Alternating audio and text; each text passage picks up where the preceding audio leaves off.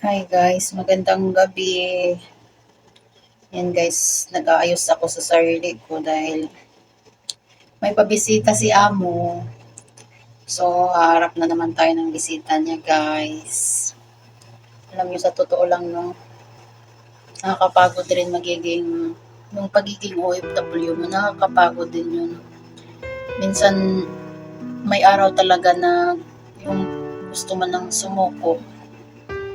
Kaso, wala kang magawa kasi nandito ka na. May mga panahon na pagod ka, may mga araw na hindi ka pagod.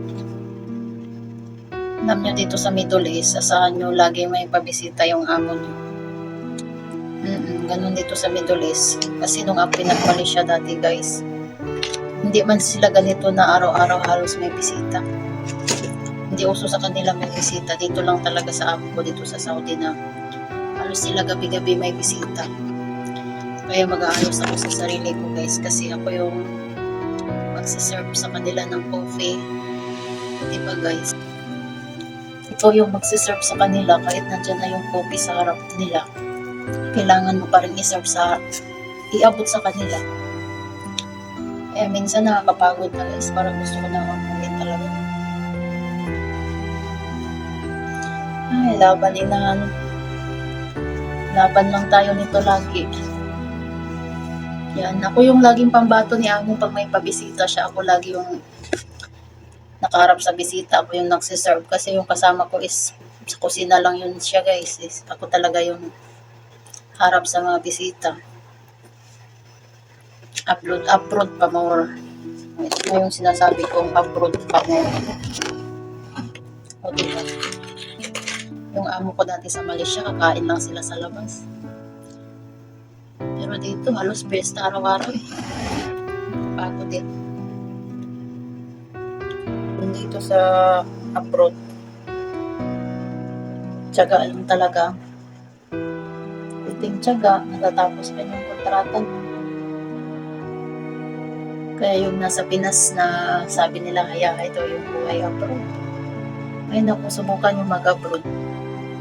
Para matry nyo yung gaano ang hirap sa pagiging OFW.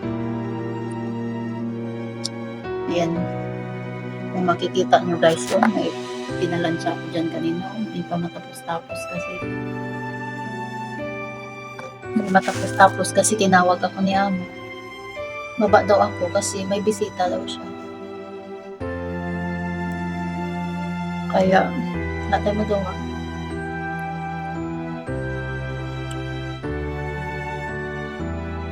Laban lang jud tani for me. Pero finish contract na ako sa September 5. 2 years ko na sa September 5 kaso kailangan natin mag-extend guys. Wala pa tayong ipon. Extend lang tayo ng less 1 year. Okay na siguro yun, less 1 year lang. Para may pera din na maiuwi.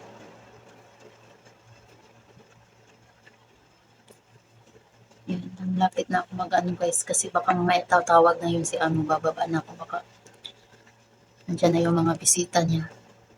Ganyan lang, simpleng lang.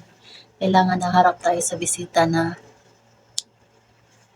tayo, kumbaga hindi tayo dugyot tingnan kasi iba dito yung mga amo dito sa Middle East guys kasi yung mga visitor ni amo magtatanong yan sila kung anong lahi o siyempre proud yan sila pag Pilipina yung syagalan nila.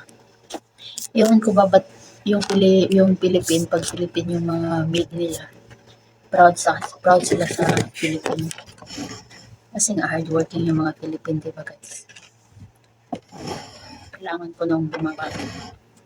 So bye-bye naman na tayo sa ngayon. Bye-bye, salamat!